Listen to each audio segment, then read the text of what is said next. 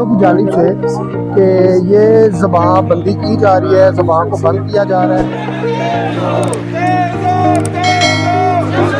जो लोग बात करते हैं उनको दबाने के लिए आपने ये कानून बनाए और अब आपके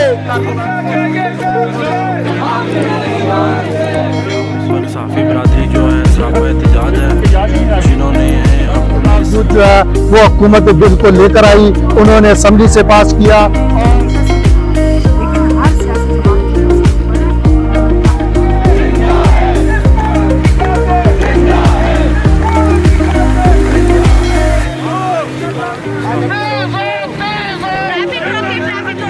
नशियात उनसे मीटिंग भी हुई और उस मीटिंग में ये तय हुआ जो है वो थोड़ा सा होश के नाखन ले, अभी भी जो वो वक्त है।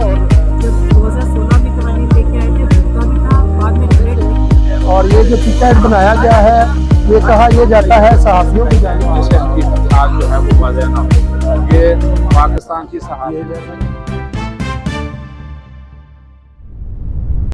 जी तो अस्सलाम वालेकुम नाजरीन, JJTV के प्लेटफॉर्म से मैं हूं सुल्तान और आप देख रहे हैं मेरा डिजिटल चैनल। नाज़रीन, जैसे कि आपको मालूम है कि मुल्क पाकिस्तान में एक पीका एक्ट कानून लाया जा रहा है, बल्कि लाया जा चुका है। इसी के ऊपर आज हम बात करेंगे और ये भी आपको बताएंगे कि पीका एक्ट कानून है क्या। मुख्तलिफ जो सहाफी हैं, मुख्तलिफ उनकी राय है, लेकिन इस टाइम देखा जाए तो पूरे मुल्क पाकिस्तान के जो सहाफी हैं वो सराफाए एहतजाज हैं। और यहां पर नाज़रीन मैं आपको बता दूं कि जो इस्लामाबाद रावलपिंडी प्रेस क्लब से आज एक कह लें कि प्रोटेस्ट का आगाज किया गया और कह लें कि इस्लामाबाद प्रेस क्लब से अफजल भट्ट जो PFUJ के सदर हैं उनकी क़यादत में और RIUJ के जो सदर हैं तारक अली विर्क साहब, इनकी क़यादत में एक रैली निकाली गई। और जो रैली इस्लामाबाद प्रेस क्लब से जब निकलती है ये D चौक पहुंचती है और जो सहाफी थे इनने कोशिश की कि हम जो है कि पार्लियामेंट हाउस तक जा सकें और अपना एहतजाज रिकॉर्ड करा सकें, लेकिन उसके दरमियान में जब सहाफी D चौक पहुंचते हैं तो यहां पर जैसा कि आपको मालूम है कि हर टाइम पुलिस तो तैनात रहती है। आज जो सिटी पुलिस थे खालिद अवान साहब वहां पर मौजूद थे और उनने इस रैली को रोकने की कोशिश भी की, लेकिन इस रैली को कह लें कि आज कोई रोक नहीं सका। और ये जो रैली थी कह लें कि D चौक से थोड़ी आगे बढ़ी और फिर वहां पर जैसे कि आपको मालूम है बैरियल है, ऊंचे ऊंचे अब लोहे के दरवाजे लगाए गए हैं और गेट है बहुत बड़ा, और उसके आगे बैठ के सहाफियों ने अपना एहतजाज भी रिकॉर्ड करवाया और अपना मौकफ भी दिया। यहां पर कह लें कि जो पीका एक्ट कानून के तहत जो है सहाफियों की जुबानबंदी की जा रही है। मैं ज्यादा आपका वक्त नहीं लूंगा क्योंकि ऐसे सीनियर सहाफी हैं जिनका मैंने आपको मौकफ भी सुनवाना है, जिनकी मैंने आपको राय भी सुनवानी है, ताकि आपको मालूम पड़ सके कि मुल्क पाकिस्तान में क्या होने जा रहा है और क्या माजी में भी होता रहा है। नाज़रीन, 2022 में नसीम फरूक साहब जो थे, जो PTI के बड़े चहीते माने जाते थे, उस दौर में 2022 में कह लें कि उस वक्त ये कानून लाए थे और उस वक्त ये कहते थे कि 5 साल या 3 साल कैद बामुशक्कत हो सकती है। पीका एक्ट कानून है क्या, लाया क्यों गया है, ये भी मैं आपको बता दूं कि ये सिर्फ इसलिए लाया गया है कि जो फेक वीडियो बनाई जाती है, अभी हाल ही में आपने देखा होगा कि सऊदीया से कुछ हमारे मेहमान आए हुए थे और हमारी जो पंजाब की वजीर आला है मरियम नवाज साहबा ने उनके साथ हाथ मिलाया, शेक हैंड किया और उस शेक हैंड की एक कह लें कि AI से एक ऐसी वीडियो जनरेट की गई। उस वीडियो में क्या हुआ कि सब लोगों ने देखा भी होगा, गलत बात है, इस चीजों की पूरी सहाफी बरादरी भी मजम्मत करती है, लेकिन यहां पर मसला यह है कि जब सहाफी बरादरी इन वीडियो की, इन कह लें कि जो फेक वीडियो है और ऐसी जो फेक खबरें फैलाई जाती हैं उसका कह लें कि जो सहाफी बरादरी है वो भी मजम्मत करती है। लेकिन पहले यह कहा गया कि पीका एक्ट कानून लाने से पहले सहाफी बरादरी से मुशावरत की जाएगी, लेकिन यह कानून रातों रात पास कर दिया गया कह लें कौमी असम्बली से, और आज ये देखें कि यही कानून जो है कह लें कि सेनेट से भी पास करवा लिया गया। आज जो बड़ी तरीके इंसाफ के जो लोग थे वो बड़ी चीखें मार रहे थे, ये कानून पास नहीं होना चाहिए, नहीं होना चाहिए। और भाईजान 2022 में ये जो है शकुन जो है सहाफियों की जुबानबंदी के हवाले से पीटीआई भी कर चुकी है और आज नून लीग ने भी की है। जब पीटीआई की 2022 में हुकूमत थी तो उस वक्त नून लीग जो है वो सहाफियों के साथ खड़ी थी कि जनाब ये कानून नहीं आना चाहिए, ये तो सहाफियों की जुबानबंदी है। आज नून लीग लेके आई है ये कानून और पीटीआई सहाफियों के साथ है। तो मुझे यह लगता है कि जो सहाफी है, मेरा खुद भी एक एक्सपीरियंस है, मैं आपको खुद भी अपना एक्सपीरियंस शेयर कर सकता हूं। एक्सपीरियंस मेरा यह है कि जितने भी एमपीए एमएनए हैं या सियासी जमातें हैं, क्या ओपोजिशन के दौरान उनको सहाफी बरादरी याद आती है?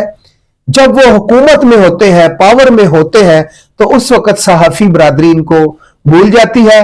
नाज़रीन, आज के जो इस्लामाबाद का प्रोटेस्ट था उसमें आसमा शराजी साहबा भी और साकिब बशीर साहब भी वहां पर मौजूद थे और दीगर हम टीवी और कह लें कि ARY से दीगर चैनलों से सीनियर सहाफियों ने आज शिरकत की और उन्होंने कहा कि ये जो कानून है ये सहाफियों की जुबान बंदी है। और कुछ सहाफियों ने मेरे समेत, मैं भी वहां पर मौजूद था और मैं नाज़रीन वहां पर एक बहुत बड़ी कह लें कि पंजाबी च कहते हैं कि संगल लेके गया था। संगल यानी कि एक चेन लेके गया था और उस चेन को हमने बांध के अपने जिस्मों के ऊपर, हाथों के ऊपर कड़ियां बनाकर एहतजाज भी रिकॉर्ड करवाया। लेकिन दीगर शहरों में, दीगर कह लें कि शहरों में जो एहतजाज किया गया, बाजुओं पे काली पट्टी भी बांधी गई, मुख्तलिफ तरीकों से सहाफी बरादरी ने अपना एहतजाज रिकॉर्ड करवाया। और ये एहतजाज जो है, अब कहा यह जाता है कि अगर ये पीका कानून जो है वापस ना लिया गया तो ये जो एहतजाज का दायरा है ये वसी कर दिया जाएगा। और नाज़रीन, चलते हैं सीनियर सहाफियों से मिलते हैं। देखिए, वो तेरी सरकार में पहुंचे तो सभी एक ही, तो जो ताकतवरों के हर दफ़ा हर वक्त ताकतवरों का एक ख्वाब और ख्वाहिश रही है कि सहाफ़त को दबाया जाए, सहाफ़ियों को दबाया जाए, सोशल मीडिया को कंट्रोल किया जाए, और ये एक हमेशा से ये रहा है। लेकिन हर सियासी जमात जो है उसके ऊपर ताकतवरों के साथ ही हमें खड़े नजर आते हैं। 2016 में PMNN गवर्नमेंट थी और जिस तरह से उन्होंने इन कवानीन को बनाया वो आपके सामने। फिर PTI आई, उसने अमेंड किया, इस तरह के कवानीन लेके आई, और आज फिर PMNN गवर्नमेंट जो है वो इस तरह के कवानीन लेके आई। तो इसका मतलब ये है कि हर हुकूमत, हर जो ताकतवर हल्का है वो सहाफ़ियों से डरता है, सहाफ़त से डरता है। जहाँ तक फेक न्यूज़ की बात है, फेक न्यूज़ एक बहुत बड़ा मसला है, इसमें कोई दो राय नहीं है कि बहुत बड़ा मसला है। पाकिस्तान के अंदर भी जो फेक न्यूज़ फैलाते हैं वो फैसिलिटेटर्स हैं, वो सहूलतकार है इस तरह के कवानीन के। लेकिन इसका मतलब ये नहीं है कि उनकी आड़ में आप जो सही सहाफ़त करने वाले हैं उनके ऊपर भी पाबंदियाँ हैं, उनको भी आप कैदोबंद के अंदर जो है वो डालते। तो हमारा सवाल कवानीन के ऊपर, उससे ज़्यादा कवानीन को इस्तेमाल करने के खदशात के ऊपर, क्योंकि हमेशा जो सहाफ़ी चैलेंज करते हैं ताकतवरों को, जो सहाफ़ी जमहूरियत के साथ खड़े होते हैं, आज़ादी राय के साथ खड़े होते हैं, ये कवानीन उनके खिलाफ इस्तेमाल किए जाते हैं, उन लोगों के खिलाफ नहीं जो कि हर इस्टेब्लिशमेंट की जो आ रहा है। इस हुकूमत ने जब 2016 में कवानीन लेके आए थे, भुगता भी था, बाद में रिग्रेट भी किया, और उसके बाद फिर दूसरी हुकूमत आई PTI की, उसने इसको लाने के लिए पूरी फोर्स का इस्तेमाल किया। आज वो भुगत रही है, कल को PMNN भी इसके आड़े में आएगी, इसके साथ खड़ी होगी, क्योंकि जो वे किस्म की टेक्नोलॉजीज़ इसके अंदर इस्तेमाल की गई है नेशनल सिक्योरिटी के हवाले से या दीगर चीज़ों के हवाले से, उस पर क्या आपको लगता है कि सिर्फ सहाफ़ी उसके अंदर आएंगे? जो भी बोलेगा उसके ऊपर मुकदमा बनेगा, जो सवाल उठाएगा एतराज़ करेगा। मगर हैविंग सेड, मैं ये कहती हूँ कि ये फेक न्यूज़ बहुत बड़ा मसला है। इससे निमटने के लिए आपको स्ट्रॉन्ग डेफेमेशन लॉज चाहिए, आपको क्रिमिनल सजाओं पे आप क्यों गए? इसलिए कि किसी की ख्वाहिश होगी कि आप सहाफ़ियों को जो है वो जेलों में डालें, उनके ऊपर पर्चे बनाएं, FIRs काटें। पहले जब हमारे ऊपर गद्दारियों के मुकदमे बनते थे, मैंने खुद भुगता है, तो क्या आपको लगता है कि वो किसी कानून के तहत बने? तो ताकतवरों को कवानीन की ज़रूरत नहीं है। आप कवर ज़रूर लिया जा रहा है कि उनकी आड़ में जो है वो सहाफ़त को, और फेक न्यूज़ की आड़ में जो है वो आज़ादी इज़हार के ऊपर पाबंदी है। और राय जानेंगे साकिब बशीर साहब की कि ये जो कानून पास किया गया है इसके हवाले से क्या कहते हैं सर आप? कानून जो है वो मुस्लिम लीग नून ने पहले भी 2016 में भी पीका जो था वो लाया, उस पर बहुत ज़्यादा उस वक्त भी तनकीद हो रही थी, जिसके बाद पीटीआई ने उसमें कुछ अमेंडमेंट्स की। उन अमेंडमेंट्स पे इसी तरह एहतजाज हो रहे थे, इसी तरह उसको चैलेंज किया जा रहा था, इसी तरह क्रिटिसाइज किया जा रहा था। आज वही काम, बल्कि मैं ये समझता हूँ उससे भी बढ़कर ये मुस्लिम लीग नून कर रही है। और मुझे वो दिन याद है कि जिन दिनों में मरियम औरंगजेब और मुस्लिम लीग नून के रहनुमा जब हम अदालतों में हमें मिलते थे तो हम उनके सामने सवाल रखते थे कि ये कानून तो आपके बनाए हुए हैं, पीका जो सेक्शन है 20 और इस किस्म के, तो आवाजें दबाने के लिए, जो क्रिटिकल तनकीदी आवाजें हैं दबाने के लिए, आवाजें बंद करने के लिए सहाफियों या जो सिविल सोसाइटी से या आम शहरियों में से जो लोग बात करते हैं उनको दबाने के लिए आपने ये कानून बनाए और अब आपके कारकुनान के खिलाफ इस्तेमाल हो रहे हैं। तो वो मुस्लिम लीग नून की क़यादत जो है वो उसका दिफा नहीं कर पाती थी, वो कहते थे हमसे गलती हुई है। पीटीआई जब हुकूमत में थी नहीं मानती थी, जब अपोजिशन में जैसे ही आए तो उन्होंने खुद हमें कहा कि बिल्कुल जो है वो पीका तरमीमी ऑर्डिनेंस पे हमने बोला और हमें गालियां निकालते थे कि जो है वो क्यों बोल रहे हैं आप हुकूमत के खिलाफ। तो बाद में जब अपोजिशन में आए तो खुद उन्होंने माना कि हमारी वो गलती थी, अगर वो पीका तरमीमी ऑर्डिनेंस बरकरार रहता तो मुस्लिम लीग नून के पीटीआई के कारकुनान के खिलाफ इस्तेमाल होता। अब जो है वो आ गई है मुस्लिम लीग नून और ये इत्तेहादी हुकूमत, खासतौर पर पीपल्स पार्टी। मैं पीपल्स पार्टी के हवाले से एक मुनाफिकाना रवैया आजकल नहीं चल सकता।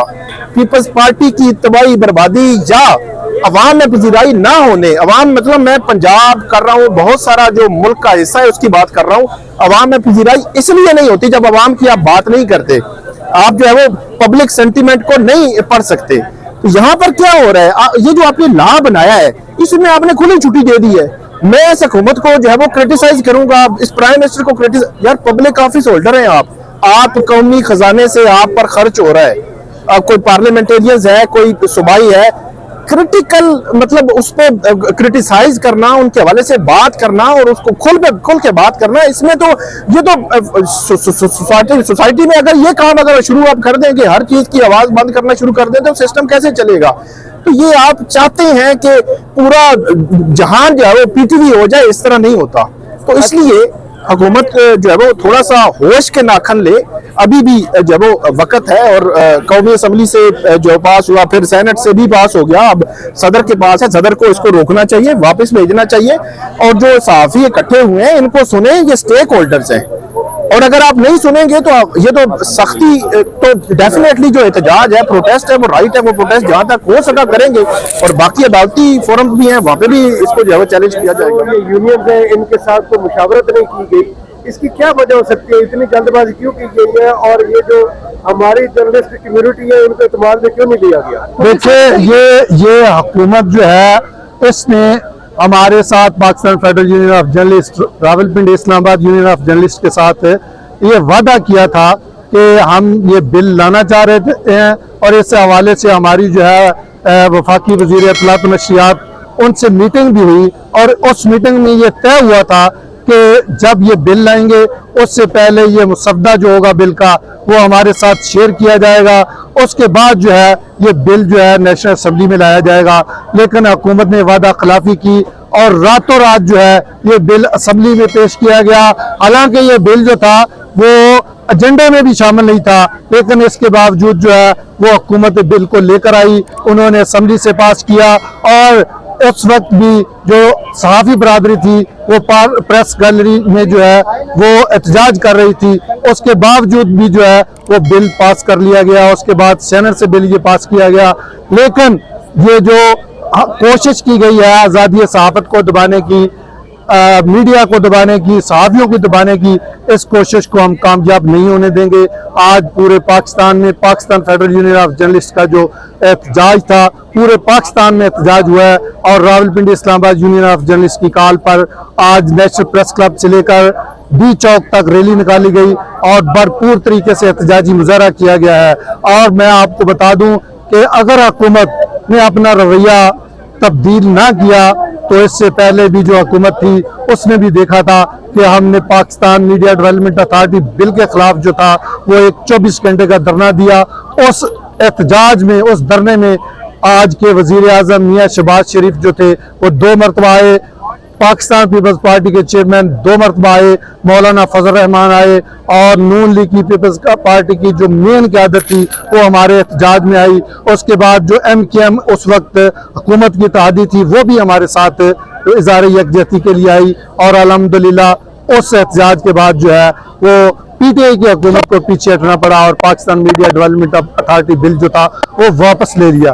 और आज उसी तरह से ये हुकूमत भी वही कर रही है, ये भी मीडिया को दबाने की कोशिश कर रही है, आज़ादी इज़हार को दबाने की कोशिश कर रही है, सहाफत को दबाने की कोशिश कर रही है। लेकिन हम ना पहले डरे थे ना अब डरेंगे। हमने आमरीत के खिलाफ जद्दोजहद की है, हमने डिक्टेटरों के खिलाफ जद्दोजहद की है, हमने बड़े बड़े लंबे धरने दिए हैं। हमारे जो बुजुर्ग थे उन्होंने आज़ादी सहाफत की जंग लड़ी, जेलें काटी, कोड़े खाए, लेकिन हक पर सच लिखने से पीछे नहीं हटे। इंशाअल्लाह ताला हमारी जद्दोजहद भी इसी तरह जारी रहेगी जब तक हुकूमत इस बिल को वापस नहीं लेती। हमारी जद्दोजहद जारी रहेगी। ये एक आगाज था, इंतहा जो है वो जब तक ये बिल वापस नहीं होगा हमारी जद्दोजहद जारी रहेगी। नाज़रीन, इसी के साथ अपने भाई सुल्तान को इजाजत दीजिए, मिलते हैं अगली वीडियो में।